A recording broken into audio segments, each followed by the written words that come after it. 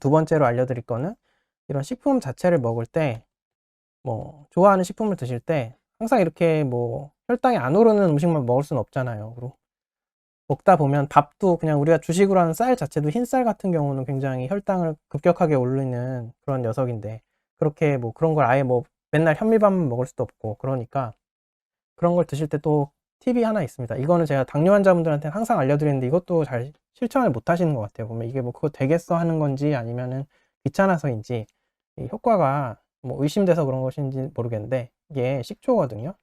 식초를 식사할 때 같이 드시면 식후 혈당과 식사 후 혈당이 거의 덜 오른다. 많이 현저하게 떨어진다라는 연구 논문이에요. 당뇨 환자를 대상으로 한 연구였는데 식사를 할 때 근데 이게 아쉬운 게 이 연구는 그 대조군으로 그냥 일반 식사하면서 아무것도 안 먹은 분하고 한 게 아니라 대조군으로 그 알약 형태의 그 식초랑 식초 음료를 가지고 비교를 했어요. 그래서 알약 형태의 식초는 크게 도움은 못 주는데 식초 음료를 같이 밥 먹을 때 했더니 현저하게 혈당이 덜 오르더라라는 게 이제 나타났죠.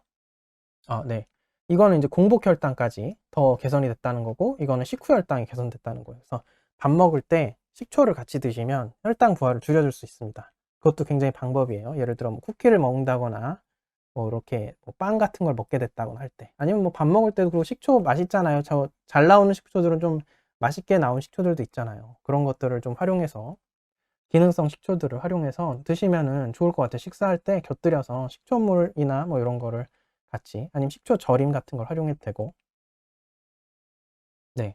그리고 이 연구는 또 다른 연구인데 여기서는 재밌었던 게 그러니까 한마디로 당부하가 높은 음식 뭐 갑자기 혈당을 확 올리는 음식을 먹을 때 식초를 곁들여 먹으면 이렇게 혈당 강화 효과가 있는데 혈당을 확 안 올리게 도와주는 효과가 있는데 어차피 혈당을 크게 안 올리는 식품을 먹을 때는 그렇게 큰 게 차이가 없더라는 거예요. 그래서 영양적으로도 뭐 이게 굉장히 합리적이다. 그러니까 어차피 혈당을 크게 안 올려서 뭐 먹었을 때 큰 영향이 없는 경우에서까지 그것까지 방해하진 않는 굉장히 좋은 쌍방향의 효과가 있는 그런 걸로 이제 밝혀졌어요. 그래서 그렇기 때문에 음, 식초를 잘 활용하는 게 여러모로 좋을 수 있다. 밥 먹을 때 곁들여서.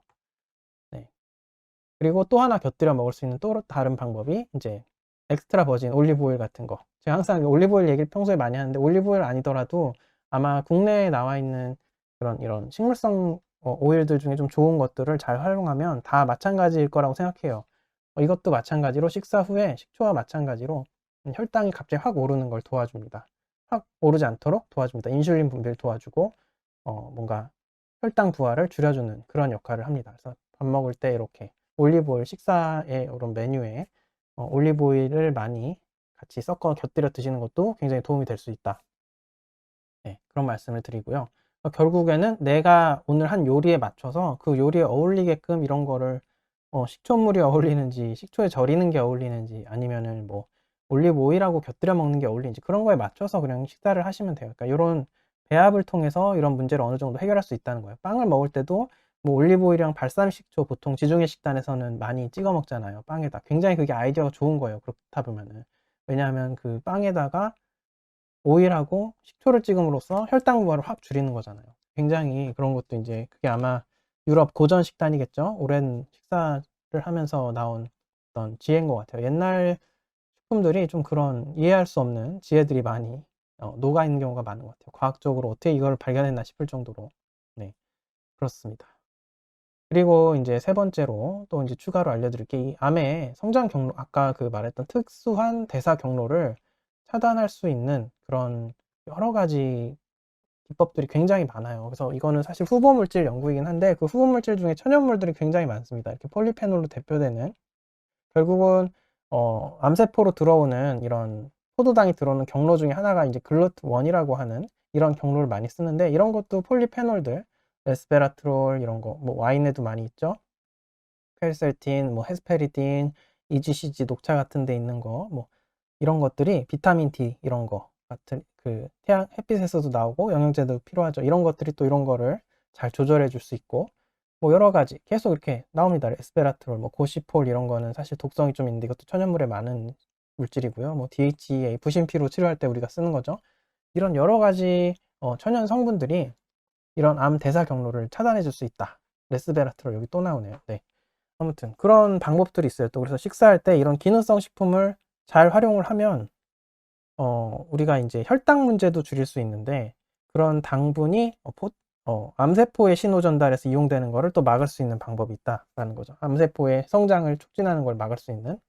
그게 이제 결국에는 그래서 뭐 이카리아 섬이라든가 하는 이런 지중해 식단이라고 하는 이런 곳들에서 쓰는 암 환자가 별로 없는 그런 곳들에서 나타나는 식단하고 굉장히 유사해요. 그래서 우리나라 전통 식단도 분명히 그런 요소들이 있을 거예요. 각 세계 전통 식단들은 결국은 그런 요소들이 다 있어요.